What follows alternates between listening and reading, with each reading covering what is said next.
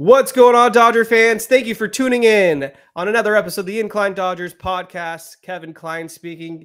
Get those brooms out because the Los Angeles Dodgers have swept the Seattle Mariners and improved their record to 76-52 as they're now 4 games up on both the San Diego Padres and Arizona Diamondbacks that seem to rarely lose themselves. Kevin Klein speaking, and I'm joined by Nick Dugan, who is a first-time guest here on the Incline Dodgers podcast. We are excited to have him drop by and share his perspective on the Dodgers. And he told me before we went live just a couple minutes ago that he was at the Tuesday night game. So we're going to get his thoughts on that. But Nick, the Dodgers dominated the Mariners tonight. Logan Gilbert, statistically one of the best pitchers on this Mariners staff, had an ERA below 3 entering tonight. And they were able to get 8 runs off him, including 5 in the the fifth inning, all with 2 outs.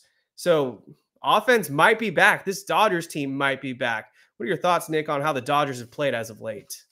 Yeah, like lately they've been outstanding. Just a little feedback. So I went to the game last night, as you mentioned, the bobblehead night for Teoscar. Definitely an electric atmosphere. It was pretty much like a playoff atmosphere, especially late in the game.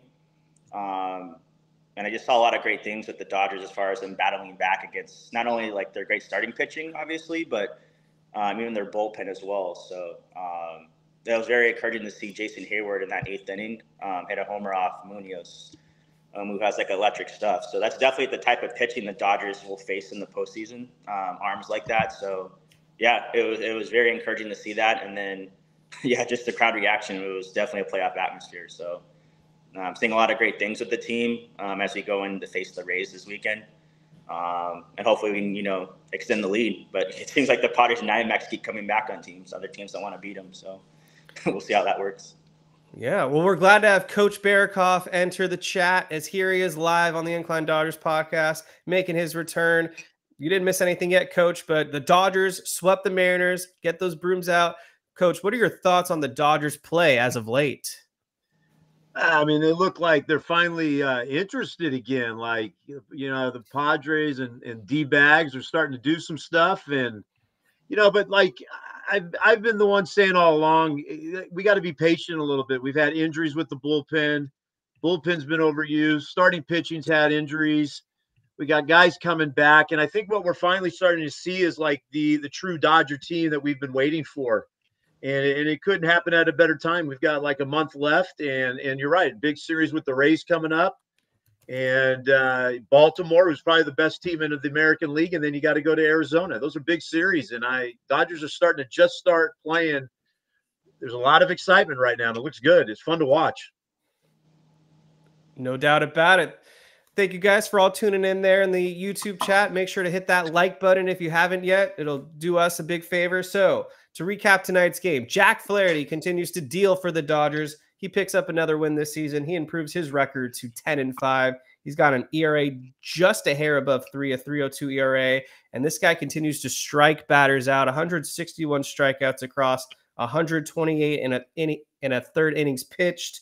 Kylie McDaniel of ESPN and Insider wrote a prediction of this offseason, and he expects Jack Flaherty to fetch anywhere between $100 to $200 million this offseason. So I think as a Dodger fan right now, we just got to enjoy the ride and continue to have these expectations of him going out there and giving the Dodgers close to 6 consistently and striking a ton of batters out.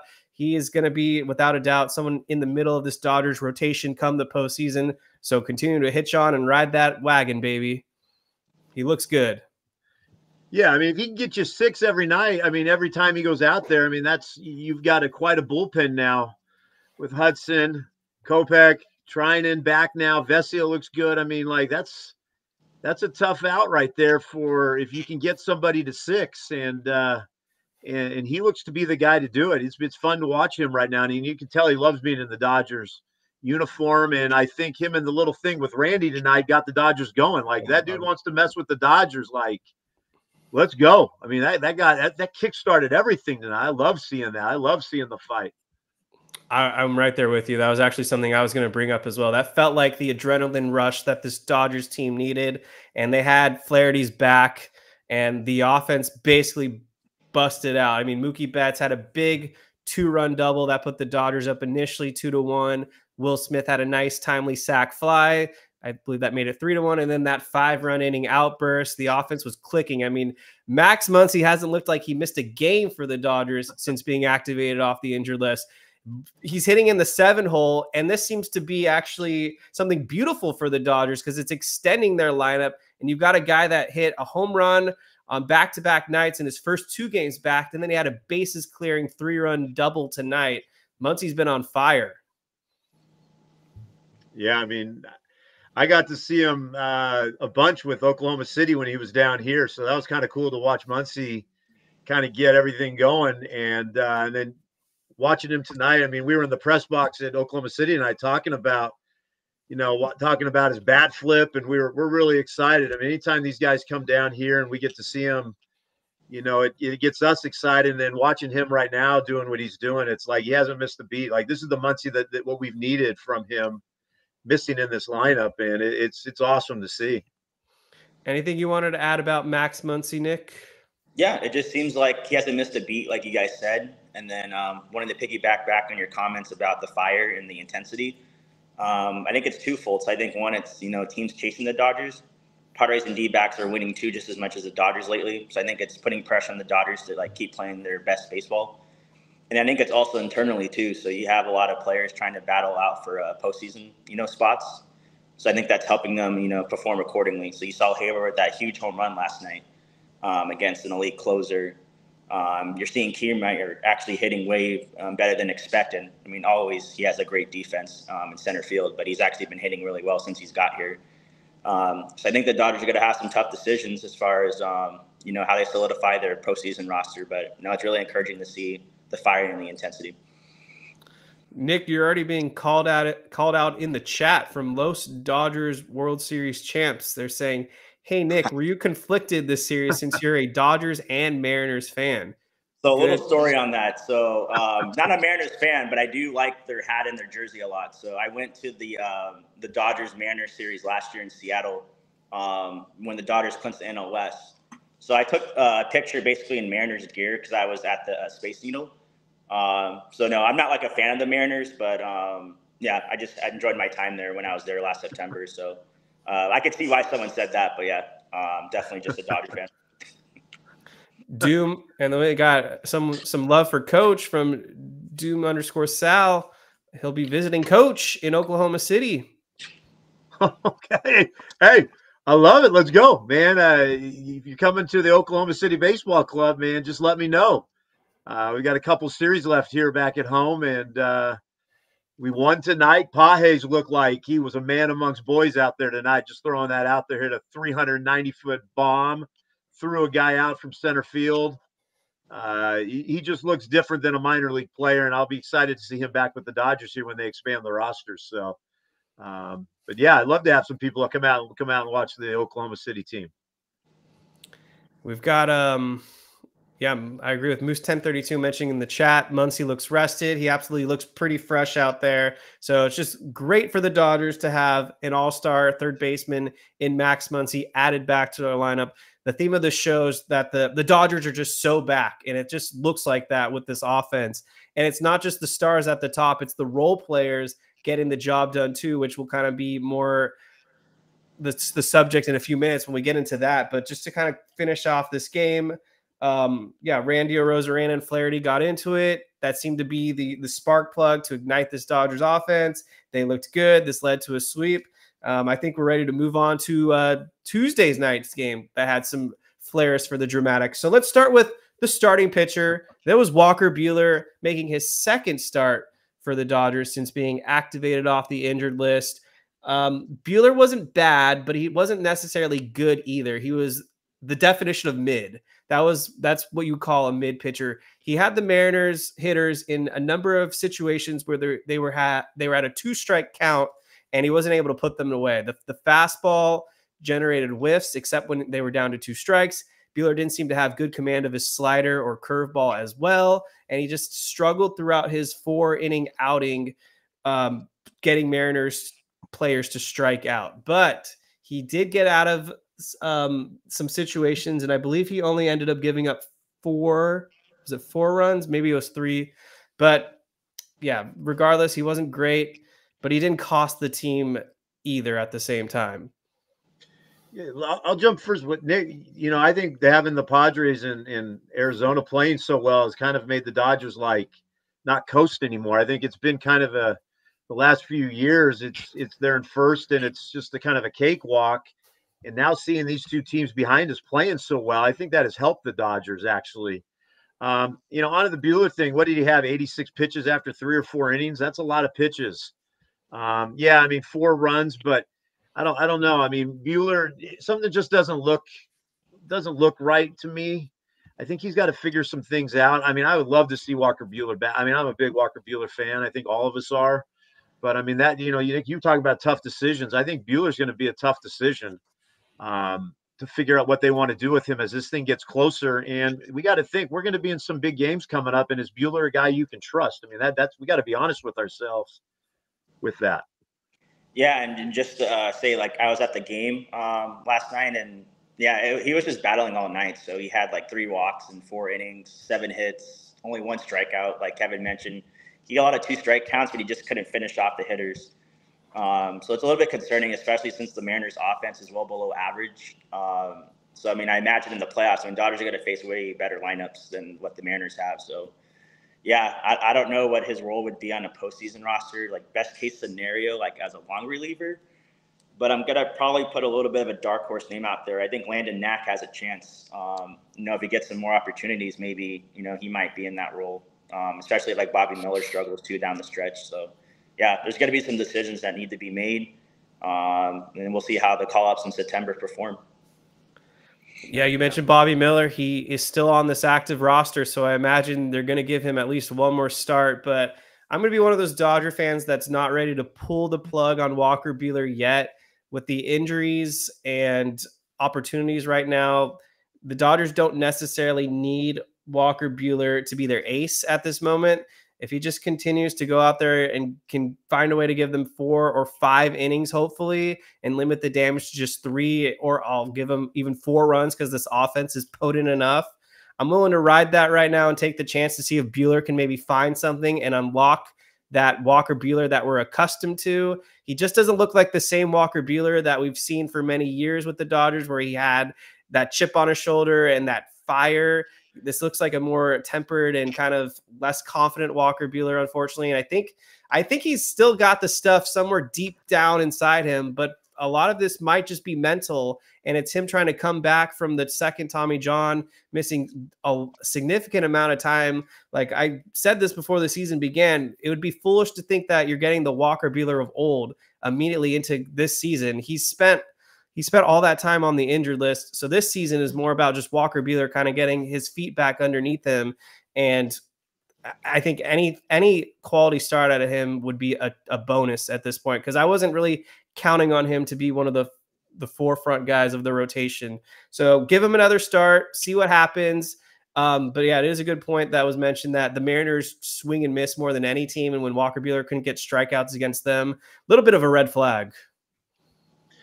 Yeah, I mean, I still love Walker Buehler. I mean, I hope my comments didn't say like I want to give up on him, but I think we should temper our expectations a little bit, because I think we remember Walker Buehler, going in that game 163 against Colorado, and that guy that you could always rely on. I think Buehler's going to have to figure things out as he goes this season, because you're right, 2 Tommy Johns. He's probably not there.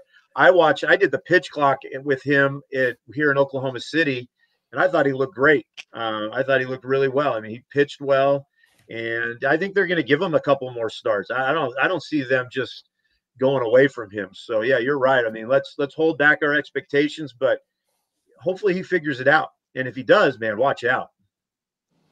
Yeah, no doubt about it. So I forgot to mention something else kind of regarding tonight's show, or tonight's game, my apologies, but it's the season in its entirety. And that's Shohei Ohtani chasing history right now. He's got 39 home runs. He swiped and stole his 39th bag tonight. So he's at 39-39. No player in Major League history has ever had 45 home runs, 45 stolen bases in the same season.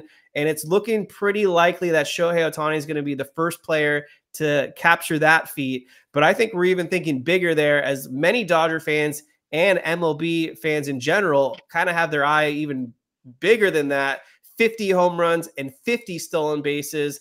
And both seem, we got about 5.5 to 6 weeks left. Both seem within reach. I mean, let's just say, thank goodness he's a Dodger, right? Like, how fun is it to have this guy every single night to be able to watch on TV, or you guys get to watch him in person in the stadium? But that's all I'm going to say. Thank God he's a Dodger, man. That dude's a stud. Yeah, and then just to say on people who, will say a DH can't win MVP, I mean, if you look at the odds right now, like, he's the overwhelming favorite in all, like, the odds as far as winning NL MVP. And then the guy behind him in second is also a DH, Marcell Ozuna. So it's very, very likely that a DH is going to win MVP in the National League this year. But, yeah, I think it's pretty much almost a lock at this point, like, that he's going to be at least 45-45, I believe. But, yeah, I mean, if he really gets on a tear in September, even late August, I think 50-50 is definitely in play as well. So, yeah, I think he's going to set history, obviously. He'll probably get the 40-40 probably at the end of this weekend. But, yeah, I think 45-45 is a lock. And then, that'll be a lock with the MVP as well.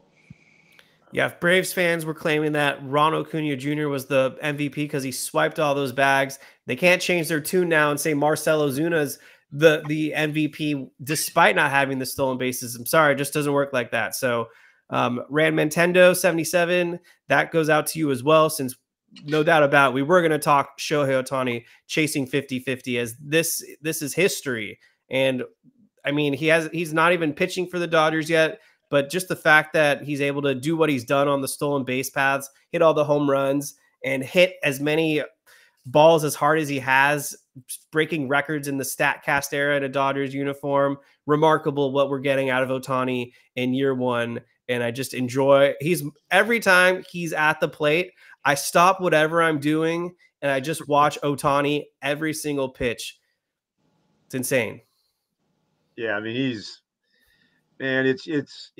showing why he's one of the best maybe that's ever played. Like, before he was a Dodger, I would kind of say, really? Because I didn't get to see him every day. Now that you're seeing him every day, like, this dude he's unbelievable. And like, he's only going to keep getting better. I don't think he's going to go backward. I think he's only going to keep getting better. And he looks so comfortable, and he looks so much better. Sorry, Angel fans, than being in that crappy Angel uniform. He looks good in Dodger white and blue, doesn't he?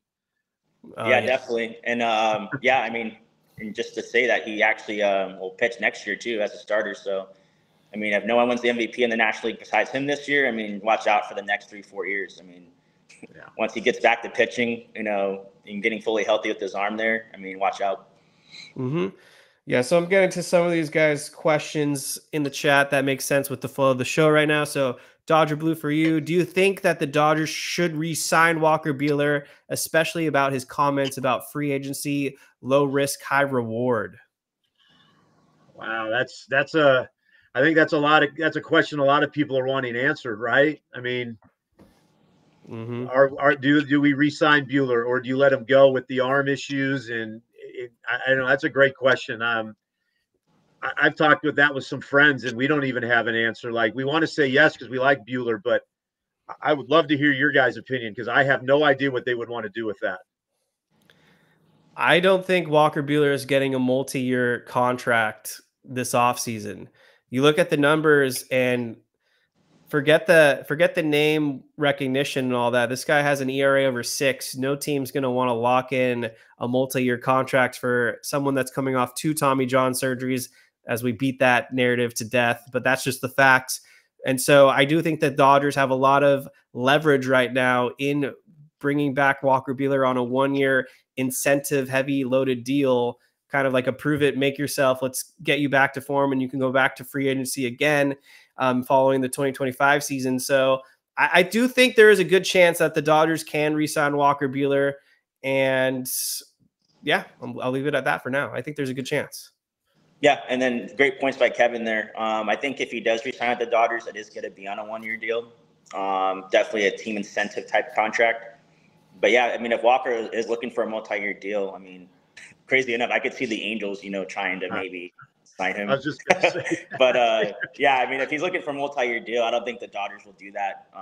But yeah, if he truly wants to, stay in Dodger Blue, I mean, I think it's going to be a 1-year deal, like Kevin said.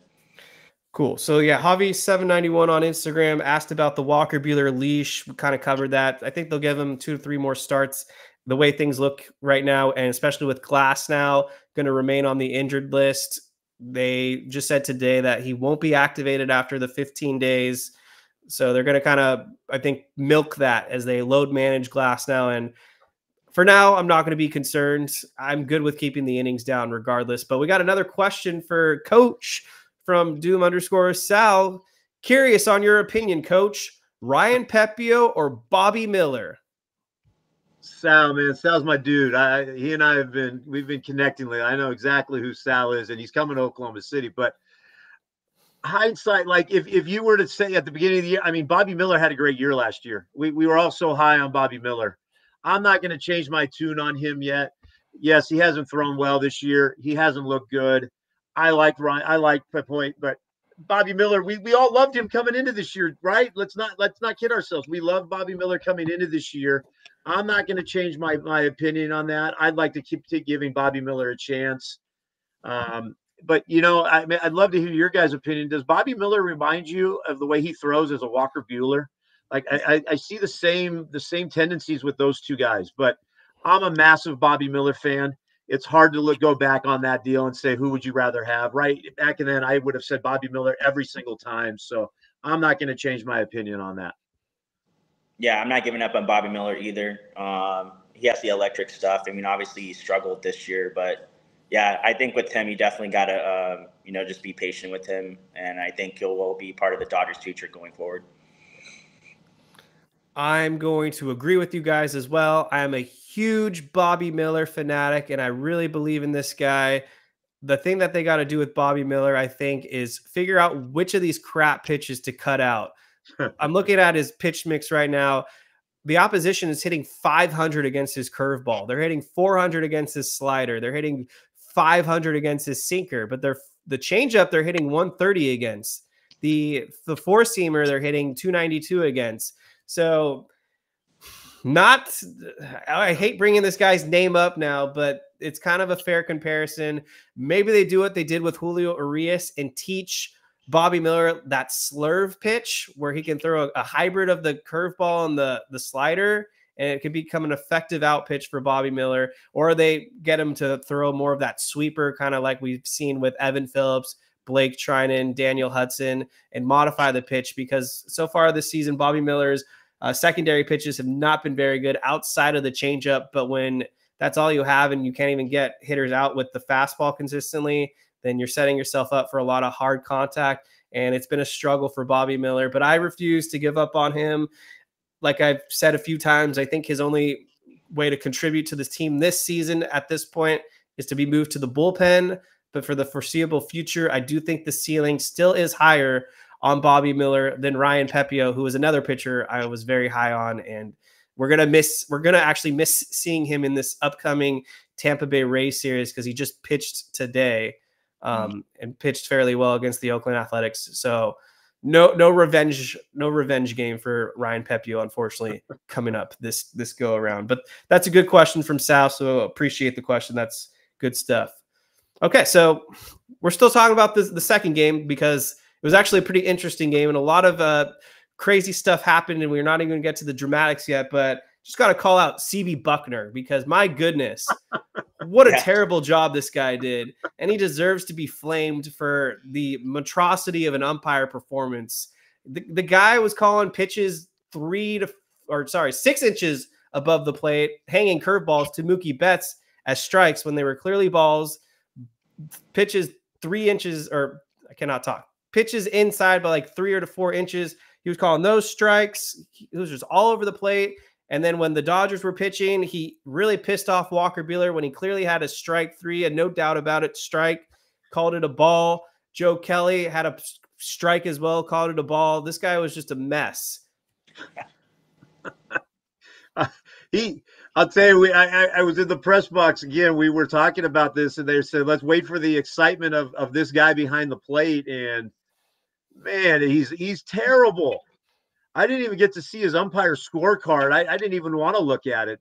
I would love to see what that was, but it amazes me that some guys like this still they're still calling big games. And Whatever. I don't even have anything else to say about that guy. Nick, you take it. That guy's terrible. Yeah, I saw the scorecard. So it was like 0.55 runs for the Mariners. And it was like, I think 92%, 91%, which is like 3 or 4% below average for like strike calls. But yeah, I saw the top deck yesterday, and I can tell on some of the pitches, like I'm sitting high and I can see, I'm like, wait, that's definitely a strike. So when I look at like the MLB.com map, and I'm looking like where the pitch was located, he called like a few pitches that are like 3 or 4 inches like high that were called for strikes that were clearly balls. So yeah, no, it was insane to see it in person. You could hear what the fans like getting mad to you about it. I mean, it was clearly obvious he was really had a bad night. So I don't know what he was drinking. Yeah, he was terrible. The umpires that patrol the base paths, they were pretty shitty too. New York was ass. I mean, the 8th inning, the play with Dylan Moore, where they reviewed it for like 5 minutes and they still got the call wrong. And then this guy has the audacity to try to steal second base immediately after we waited 5 minutes and they get the call wrong. And Will Smith with Joe Kelly on the mound throws Dylan Moore out at second base. And that's where we got the great Joe Davis line of the season. Ball don't lie. Great. Yeah. Joe was on his A game last night. Yeah, that was a classic line, man. It was so fitting because that was such a bad, I don't know what New York was looking at. And then for him to run and Will just threw him out. And Will's what, second right now in all of baseball, or first or second in getting guys out. So try to run on him, but yeah, man, terrible all night. It was a terribly game. Terrible. But yeah, I mean, just the glass half full. Like even with all those bad calls against a great team with, like a team with great pitching and like electric arms in the bullpen, the Dodgers still were resilient and had to come from behind wins. So I mean, there's a lot of encouraging points that how the Dodgers battled back that they can carry over hopefully this September and October. So yeah, even with the bad umpiring, I mean, the Dodgers still preserved and found a way to win the game. All right, I see Moose leading where I want to get to next, so we'll get to that in just a second. But I wanted to just conclude my thoughts on Joe Davis. I hear some Dodger fans sometimes kind of talking shit about him or belittling him, saying he's not that good, which I never understood because in my honest, non-biased opinion, I think Joe Davis is the best announcer in all of Major League Baseball. There's a reason Fox has made him their lead guy. The prep work that Joe Davis does, the calls that he makes, his passion, the in-game banter, because there are just so many games that these announcers have to do all season long. I'm sure it's tough to make it interesting at times. Joe Davis is number one in my book. I concur. Listen, I've been a Dodger fan for 50 years. I grew up in Los Angeles. I had the pleasure of listening to Vince Scully underneath my pillow. Yes, Nick, I'm a little older. I'm 50. But but Joe Davis, man, listen, I get a lot of flack about my love for Dave Roberts and Gavin Lux and all this stuff. But if people want to give me flack for Joe Davis, they're absolutely out of their minds. Joe Davis is the best in baseball. We're lucky to have him as Dodger fans. And if you want somebody else, Dodger fans, I don't know what to tell you because Joe's the best, man. He is absolutely the best. My wife's not into sports, and she says I got to watch the Dodgers because of Joe Davis. That tells me everything I need to know. So, yeah, I mean, we're blessed as a fan base. Obviously Vince Scully, the greatest of all time, and then Joe Davis. He's going to be around for a long time too. I think he's only like in his mid-30s, so yeah, he'll be around for a while. Yeah. All right, we got a super chat coming from Moose 1032.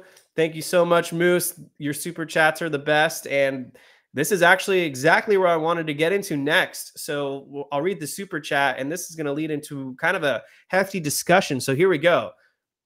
Teeing it off, when Chris Taylor comes back, what's the roster move? Is Jason Heyward gone? What do the Dodgers do? So kind of to set this up, because this game, we're not even done talking about it, but it's going to add more confusion. And obviously Nick was at the game, so we saw it.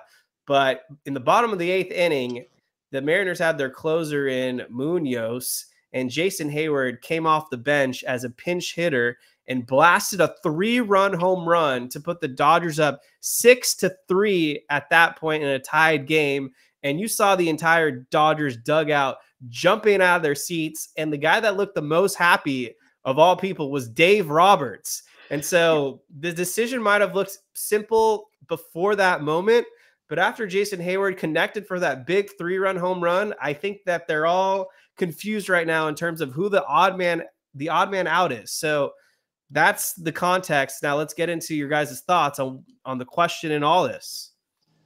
Before Nick goes, because he had a front row seat to this thing, but when Jason Heyward came up, I took out my phone to my wife and I said, Dodger fans are getting ready to tweet right now about this move by Dave Roberts. And I just sat back and said, all right.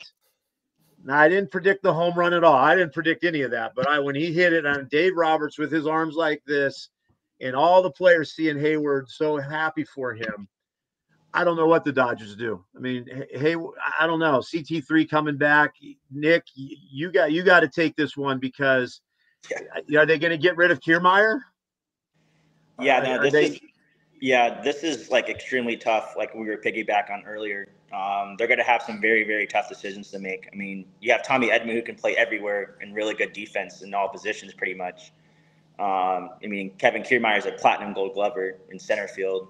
But yeah, I mean, when I saw it live, so when Heyward hit that home run, I mean, the crowd was electric. Like it felt like an October game.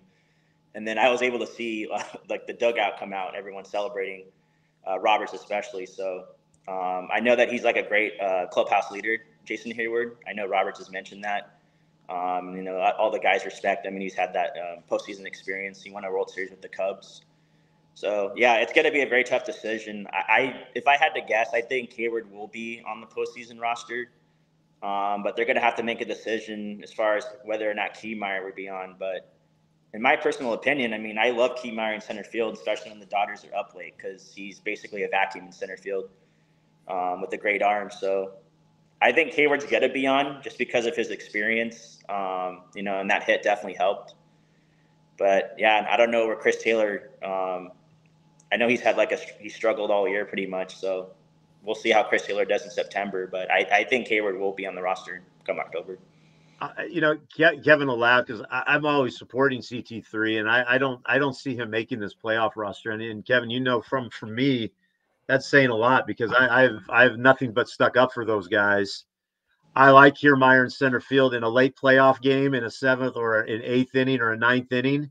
He is very trustworthy in center field, taking away hits to the gaps. Edman has proven me wrong. I mean, I was kind of like, I don't know what we're doing. I mean, the guy hasn't even played this year. He looks great at short. I could see him being clutch in the playoffs. I just don't see a spot. I just don't see it. Maybe CT3 is not even going to be healthy enough to make this playoff roster. I think Jason Heyward is too big of a dugout presence not to be a vital part of that in whatever way that might be. And I like Heyward. Heyward is not a bad right fielder. And I know Mookie's there, but I mean, Heyward is serviceable in outfield. He correct me if I'm wrong. He won a Gold Glove also, and he's got a great arm. So I don't know. Tough decisions.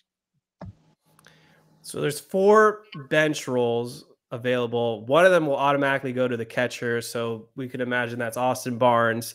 Kike Hernandez is a lock in my opinion, and he seems healthy. So I don't see a phantom IL stint coming from him. And then the other spots, that's where it gets interesting. I think they're going to give Chris Taylor the benefit of the doubt, the rope, and they're going to try to squeeze in as many at-bats as they can down this stretch, especially against left-handed pitching, to see if there's any return to form for this guy. You don't invest $15 or $16 million in a season and have another year left of this guy and call it quits on him right now. I don't think Chris Taylor has been playing good enough to be on this postseason roster, but I'm speaking from the Dodgers' perspective. I think they're going to try to give him as many at-bats as possible and see what they got out of him and hope that they have an excuse to roster him in the October. And then when it comes down to Kevin Kiermaier versus Jason Heyward, that home run's not enough for me from Jason Heyward to have him stick over Kevin Kiermaier. What Kevin Kiermaier is doing for this Dodgers team is far more valuable. The defense in center field, he catches every ball that's hit his way. The guy's like Spider-Man out there. Gold Glove defensive center fielder for a reason. And with the bat, he's been pretty productive as well. He had a triple tonight. He legged it out. He can bunt. He's one of the few guys on this roster that actually can lay down a bunt. So that might come in critical situations. In October, you never know. Maybe it's the 10th inning. They've got first and second with nobody out, and they want Kevin Kiermaier to bunt over. I don't know. You just never know with these scenarios. And I just trust Kiermaier more. So this is tough. Like, this is going to be a very tough call for the Dodgers. I would be shocked if Jason Heyward's on the postseason roster. I'm going to leave it at that. Well, then you don't let Freddie hear that. Yeah. I saw somebody in the chat say leaving Kike off. Let's not forget Kike, what Kike does in the playoffs. And with these new glasses, Kike's hitting the ball really well. And he can play freaking 7 different positions. I don't see Kike being left off. Yeah. And everybody knows I'm a CT3 fan. He's the one I see being left off. I do see what you're saying, though, seeing what he's going to do towards the end of the season. But Kiermaier, I just don't see Kiermaier being left off. I think he's too good defensively to leave off in a late playoff game, in a 6th game or something. If it goes deep into a series, he could save you a series like CT3 has done before. If you remember in Milwaukee, he made that play running to make that catch. I could see Kiermaier making a play like that in the playoffs. That's just me saying that. And I'm a diehard CT3 fan, so it's tough to say that. Yeah, I think I'm going to agree with Coach on that. Yeah, I mean, I know what the past, what Chris Taylor's done in the postseason as far as in clutch moments. But yeah, I don't see Kiermaier being left off. I think his glove is just way too valuable, especially like in a tight game in a postseason. I just don't see how you leave him off with the way he's been playing defense, obviously. And then, you know, he's been surprising with the hitting. Tommy Edman basically plays the role that, you know, Chris Taylor once did. He can play everywhere and play great defense in pretty much any position. I mean, the play he made last night when I was at the game, that shortstop was incredible. I mean, he made a great play there. He also can play, you know, good outfield if needed late in the game. So yeah, I think it might come down to between, you know, Heyward and Chris Taylor. It's going to be very, very interesting. I think it's going to be made for great competition. So I think it's going to help the club overall going into the last few weeks. But yeah, I mean, there's not an easy decision either way. So, yeah, we'll see, you know, who wins it out. But yeah, I just think the clubhouse, you know, with the respect they have for Jason Heyward, you know, what he's done before in the postseason, what he brings, I think they might lean towards him. But I mean, we'll see what Chris Taylor does in September. So no, it's going to be tough either way. So are we all thinking it's over for Pages? Well, listen, I'm not going to jump off the bandwagon of Pages yet. I have gone this route. I'm a prospect guy. I love our prospects. It gave Pages a lot of at bats. He's still starting to play well. He's still playing well. I don't see him making the playoff roster though. I agree. I just think he's a liability sometimes, in, you know, defensively. So I just don't see how he comes in late into a game. You know, a run-one game. You know, in like the 7th, 8th inning. You know, and him having to play defense, I mean, that would make me a little nervous, to be honest. So I don't see where he could play in the outfield. The problem with Pages is he's a right fielder. I mean, he's not a center fielder. And we've seen what his arm can do in right field when he threw the guy out at home at Dodger Stadium. And I'll tell you what, I saw his arm tonight. They played him in center field, and he threw a guy out on the dead right into the home plate. And his arm is spectacular. But I am not – he's a right fielder. And in a playoff game, putting Pages in center field, I don't see the Dodgers doing. That's too – yeah, no way. He's not ready for that yet. I don't see that. So I guess a few minutes ago, they're talking to Roberts post-game. He said Dave Roberts said Kevin Kiermaier is making a real push to stay on the roster. No surprise there. And they said they're going to activate Chris Taylor possibly within this week. So we didn't even really get to the main point is, well, who's going to go? Because they have to move someone off this 26-man roster. I mean, Fiducia would be the easy pick, but they need a backup catcher because they have a string of games coming up. So you can't do that. Rojas just tweaked his hamstring, but they're claiming he should be back in the lineup on Friday. Maybe they changed their mind. They're like, Rojas, we're going to give you the 10 days off. And they have 2 off days, I think. So it would only really be like he's missing 7 or 8 games at this point. So maybe they do that and they just make it simple so they don't have to cut anyone. Yeah, I mean, that's the thing. Dodgers have a lot of options. Sometimes that's good. And then you get these situations where it's like, now what do we do? And I could see, if anything, Rojas with the hamstring, giving him a little bit more time. Barnes, Barnes isn't going to be ready just yet. So it's going to be, it's interesting to hear Robert say that about Kiermaier, that he's making a push.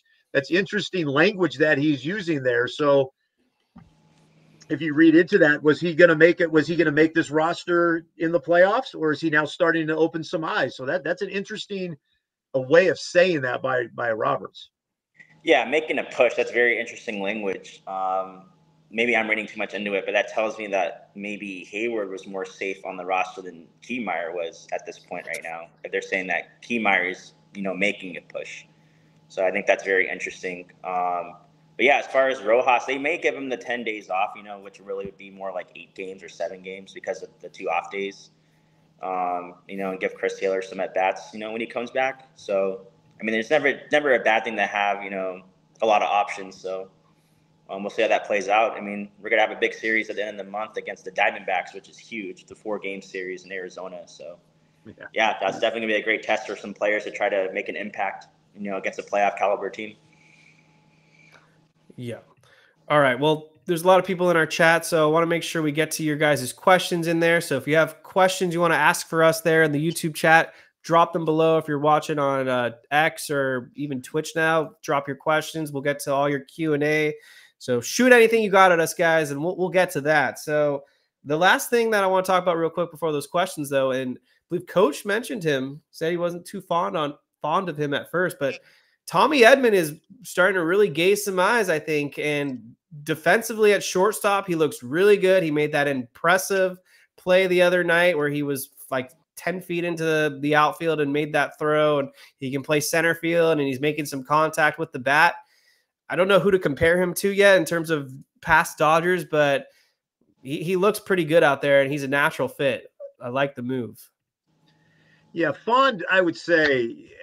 I mean, I know I looked at his WAR. His WAR's good. He's played well, but I mean, he just hasn't played this year. So I watched him here in Oklahoma City, and for me as a Dodger fan, if you're wearing the Dodger uniform, I'm all in. Like when we had Biggio, I was like, he's a Dodger. Like I got to support the guy, but like, I know that's crazy to say. I know you can laugh all you want, but he's still they were still Dodgers. But Edman looks good.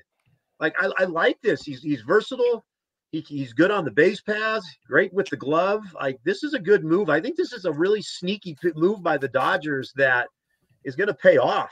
Like I like this. This is a sneaky move. Yeah, no, I love the deal when when we got at the deadline Kopech and also Edman. As much as I hate them, I mean he was a St. Louis Cardinal, so he's got to know how to play baseball the right way. But yeah, I mean I looked up his stats. I mean there was a year we had like 30 stolen bases. I mean, he can play all the outfield positions. I mean, obviously, he can make plays at shortstop. He can play second, third base. I mean, you can pretty much plug him anywhere. And then just him batting 8th and 9th on this team just makes the lineup feel whole, makes us feel like more threatening, even at the bottom of the lineup. So, yeah, I think this is going to be a sneaky, really good move. And he's going to make an impact come October. So, no, I love the deal. So he's a lock. He's a lock to make the roster for sure. Yeah, you mentioned the he can steal bases. He's a pretty good base runner. So yeah, I love the addition of Edman. He's been a tremendous force to be added to this roster. We got some questions coming in. I see them, so we'll get to that in a second. But yeah, the last thing I got to say is we talked about him on the last pod, or I should say I talked about him on the last pod when I did it solo. Justin Turner making his return to Dodger Stadium.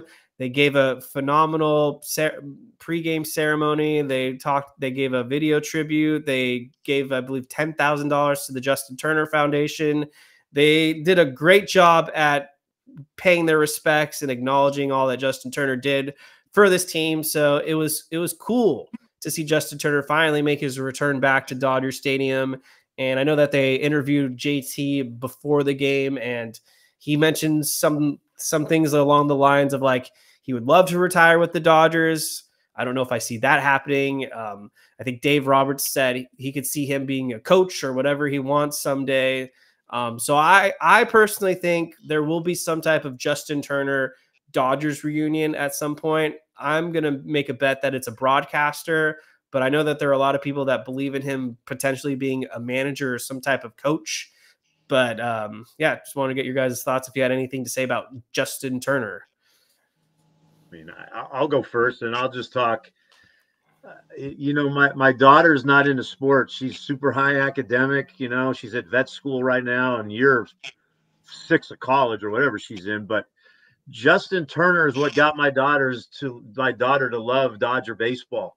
And like, she loves that guy. So when he left, she was devastated, but seeing him back, we got lucky that he got traded to Toronto to be able to come back, because otherwise he wasn't going to be back. It was awesome. I wish I could have been at the stadium to give him a standing ovation. The things he did for our Dodgers was incredible. That's all I got to say. The dude, it got my daughter to love the Dodgers. So that's like the perfect thing for me as a father. That's awesome. Yeah. And then, yeah, being at the game last night, I mean, I certainly stood up and, gave him, I was applauding him. I was clapping. I stood up. The ovation last night seemed to be, a little bit longer than the first night. Because I know some people were saying, like, the ovation was kind of underwhelming in the first game. Just some videos I saw. But last night, no, it was certainly, it was certainly a good ovation. Yeah, some great memories I have of him, obviously, was that walk-off home run in 2017 against the Cubs, Game 2. I remember yelling when he hit that, because when he hit that home run, that's when I kind of knew we'd make the World Series, after that game. So I was definitely hyped on that. And then, Game 7, 2020, when the Braves were going to score, at home, and he made that diving, leaping tag to get the runner out. I think that changed the course of that game.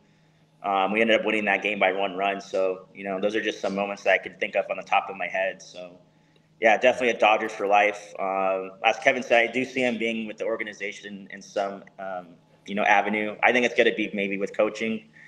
But no, definitely, definitely well-deserved ovation. And then, yeah, he's a fellow Cal State Fullerton alumni. So, yeah, shout out to him. All right, looks like Justin Yamas is trying to stir the pot here. Is CB Buckner a better umpire or JP Hornstra a better reporter? Well, one of them didn't report that Shohei Ohtani was signing with the Blue Jays, so I'm going to have to go with the umpire. No comment. I think that's fair to move on. Aaron Edick is saying, all right, Kevin K, not Kevin Kiermaier, but me, Kevin Klein, got Coach on for me. So Coach all getting right, let's go. Coach getting some shout-outs. Love it. Doom_Sal bringing the good questions. Thoughts on Will Smith's struggles with the bat? Yeah, that's a tough one, right? I mean, we talk so much about the other players on the Dodgers that we don't sometimes hit on when our studs are going through some struggles. And all I'm going to say to that is Will Smith's going to figure this thing out. I think he's a catcher. He's probably beat up and battered by now. Dude's going to be clutch for us. That's all I'm going to say. I'm not going to put I'm just going to put that out there right now. He's going to become clutch for us here late as this season goes on. I got to say that I don't think Will Smith's cold bat is hurting us as much right now, because we have the luxury of him hitting in the 6 hole. It isn't as glaringly obvious that he's struggling, I feel like, if he was batting 3rd or cleanup for us. And so because Will Smith's now hitting 6, we can kind of tolerate it, because so many other guys in the lineup, Teoscar is finding his swing again. Obviously, Ohtani, Mookie, Freeman, Lux, who's hit a couple home runs recently. They're all carrying the weight, while Smith, I agree with Coach, we'll figure it out. And it's August, so Will Smith just needs to step up in October. Yep. And I think while averages will play out, I think he's going to find his swing again, especially in these late clutch games that we're going to need in September. Because I do see the Padres and Diamondbacks, still winning. So I think he'll figure it out. I'm not having any doubts about him, especially come October. So it's never too late for fans to talk about the off season here. So Rand Mentado 77, should the Dodgers re-sign Flaherty? Should they go after Max Fried or go for someone else this offseason? Well, I think in a perfect world, yeah, those guys all sound great to go after. But I think we've got Ohtani, who's probably going to pitch next year. Yeah, Yamamoto threw a 2-inning sim game today. So I think we kind of forget about him a little bit. Gavin Stone's been a stud. We all said we're high on Bobby Miller. Knack is going to be good. I don't know how much the Dodgers are going to be willing to spend on a Flaherty in the offseason. I mean, maybe I'm wrong. Maybe you guys can enlighten me on that, but I think our pitching is going to be pretty good. And you got Gonsolin coming back. May. I mean, there's a lot of names out there that are coming back from injuries. So yeah. Yeah, I trust May about as much as Santa Claus at this point. But comes every year though, doesn't he? Exactly. Dustin May shows up once a year and then he disappears. So I agree on Coach on that though. Like I don't know if we're gonna really sign like a big time pitcher just because of the depth we have in the organization. I haven't really heard much about Roki Sasaki though from Japan. I don't know if he's coming, to major leagues after this offseason, but if he does, I imagine we'll get him. So yeah, I'm not too sure on that one. Yeah, it sounds like he's going to hold back a year, but he could change his mind on Sasaki. My guess is Flaherty is going to command too much money, and so the Dodgers will respectfully part ways and take the or never mind, they can't even get that. They'll respectfully part ways. Max Fried will be too expensive, and to be honest, he's past his prime. I don't see the Dodgers overpaying for Max Fried, but gonna throw some hints out there. I would not be shocked to see the Dodgers heavily in the mix on Blake Snell. I think that's someone they really do want. They've tried to go after him twice now in the last year. I think we're going to see a lot of rumors of the Dodgers and Blake Snell coming soon this offseason. So we just have to wait and see. An interesting name. Craig Osterberg, do the Dodgers have a closer now, or is this a committee? I think the closer is Michael Kopech. The only reason we saw different guys getting the saves these most couple games is because Kopech was overworked. They said they were going to shut him down for a few days. Evan Phillips got a save. Alex Vesia got a ninth inning opportunity. We've seen Daniel Hudson get saves, but I do think that if the Dodgers have to pick one guy right now, it's going to be Michael Kopech. Yeah, and what a problem to have. Hudson, Evan Phillips, Vesia, Blake Trinan's back now. Ryan Brazier looks great. And Kopech, that's a really problem to have. So committee, great, but I think Kopech's going to be the closer. But boy, you've got some good options to go 6, 7, 8, 9, don't you? 7, 8, 9 in those innings right there. I think those are some really shut down guys. I really like that. I feel really good about this going this stretch run with those guys that we've got coming back now that are starting to get healthy and are healthy. Yeah, and I would agree with both of you guys. I think it's going to be Kopech. His stuff and velocity plays into, October. I saw the other day he threw like 103 miles per hour fastball, and it's had a little bit of movement on it. So, no, I think he's definitely going to be the closer. I mean, even adding Anthony Banda, I think he's been fantastic as far as, being in big spots. I saw him against, Bryce Harper. He made Bryce Harper look very uncomfortable when he struck him out, Banda. He got Julio Rodriguez out tonight. I mean, his stuff plays well, too. There's like 98 miles per hour fastball, and the sinker's like 97. So I think we have a great problem as far as whether it's committee or with Kopech as the closer. Yeah, we're a Brusdar Graterol away now from having the entire Dodgers bullpen back. We've got Brazier back, Trinan back. So Brusdar Graterol is the final piece, and then you've got the full bullpen for the Dodgers. So, chat, I'm going to give you a few more minutes to get your final questions in there, and then I'm going to get Nick and Coach's opportunity to say anything else they want. But real quick, AO Christian 19 on Instagram. What do you think the lineup will be for the Dodgers in October? I think what we're seeing, you're seeing, I don't see it changing much, right? I mean, what is going to be the change? Moving Muncy up higher, dropping Lux down? I don't know what much of the change would be. I think Roberts is starting to get ready for this run, and I think what you're seeing, I don't see it. They were talking. They like Muncy in this 7th spot. It doesn't put a whole lot of pressure on them. Yeah. If anything, maybe Lux drops down a little bit, but I mean, Lux is as hot as anybody in baseball right now. I mean, the dude's starting to come alive. So I mean. Yeah, I think Muncy and Lux will eventually flip, but I think we are seeing what we're going to see in October. Tommy Edman will probably bat 9th in center field, and we know 1 through 8. Yeah. Yep, agree with Kevin. I think it's going to be pretty much the same thing. I think Kevin is right, too. I think Muncy and Lux will flip, come October. But, yeah, I think pretty much the lineups we've seen the last 2 games is what's going to be pretty much what the lineup looks like, come game 1, hopefully NLDS and not a wild card game. But yeah, I see it basically being how it was the last 2 games, with maybe a little bit of tweaks, against right-handed, left-handed pitching, but pretty much the same lineup. All right. So do you guys have anything you wanted to cover that I didn't get to tonight? It could be around Major League Baseball, could be completely miscellaneous.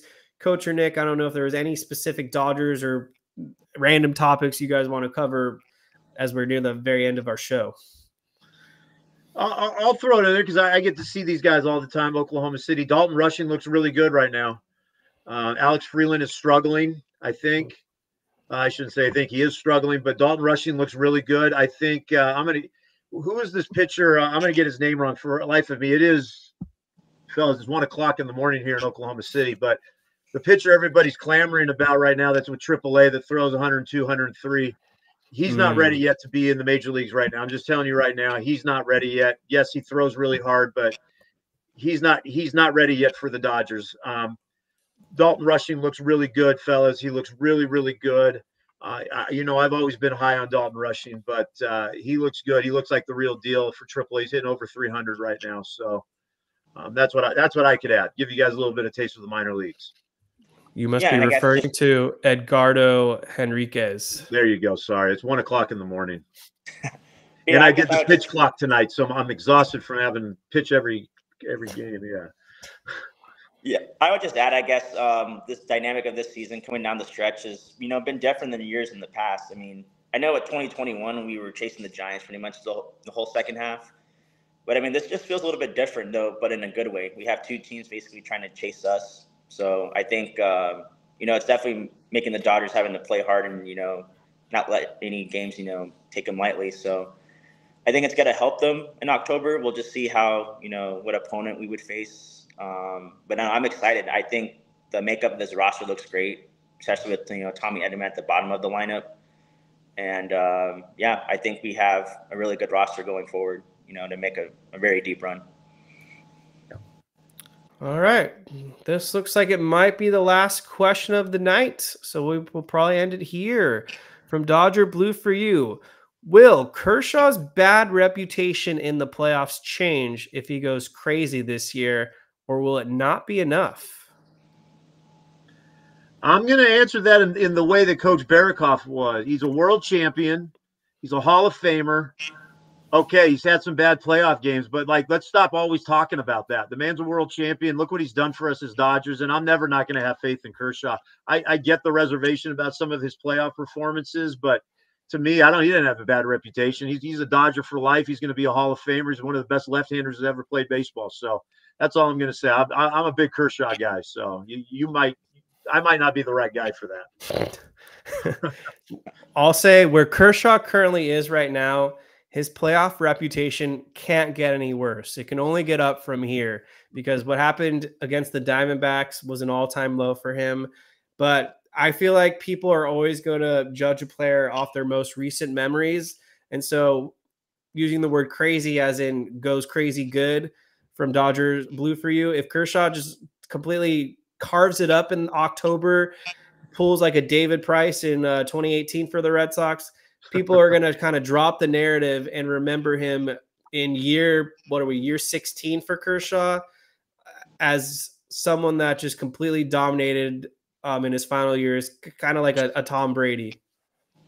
Yeah, I mean, if, he goes crazy in this playoffs, I mean, that probably would result in us winning the World Series. So, hopefully that happens. So if it does, I think, his resume already speaks for itself. I mean, like Kevin said, it can only go up from there as far as his reputation. But yeah, if he goes crazy, I mean, that I would expect us to, be World Series champions if that were to be the case. So I kind of hope that we see that scenario play out and, we see a parade. I mean, he was great in 2020. So, I mean, he's had some really good postseason runs. And I remember him being really good against the Rays in the World Series. So, yeah, I think if he goes crazy, I think it'll only go up from there, his reputation. Cool. All right. Well, I think that's we're going to end the show for now. The Dodgers got a day off, and then they play the Tampa Bay Rays, and then they've got the Baltimore Orioles. So we'll cover those games later on. Heading to Vegas tomorrow night to go see the Killers at Caesars Palace, Hot Fuss residency. So I'm stoked for that. Going to be a good show, and I want to personally thank everyone for tuning in tonight and hopping along in the chat and asking great questions and comments. And for the audio listeners listening after the fact, we appreciate you as well. Go ahead and be a subscriber if you're not already. Leave us a review, and thank you guys so much for tuning in. Make sure to follow everyone on social media. Coach Berokoff, thank you for jumping back on, and Nick Dugan for making his Incline debut tonight. So give you guys the final send-off if there's anything you want to say. Nick, been good. It's your show, baby. Let's go. Yeah, no, I appreciate it, Kevin, for letting me come on here for the first time. If you guys already don't follow me on X, formerly known as Twitter, handles Dodger Dugan. But yeah, I really appreciate your time, Kevin, letting me come on here. All right. Coach, talk to you soon. Everyone, have a great rest of your week.